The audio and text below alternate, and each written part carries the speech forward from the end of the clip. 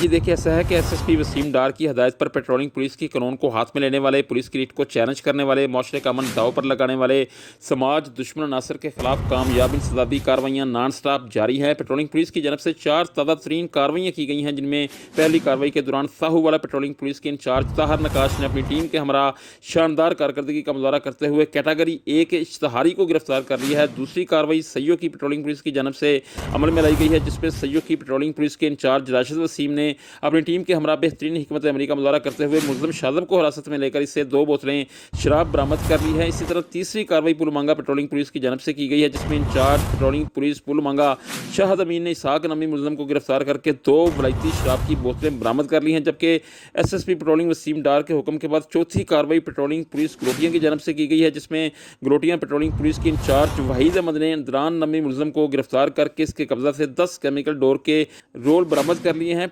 Patrolling police की जानब से की जाने वाली 4 कार्रवाइयों में गिरफ्तार मुल्ज़िमान के खिलाफ मुतलका थानों में मुकदमात का अंदराज करवा दिया गया है।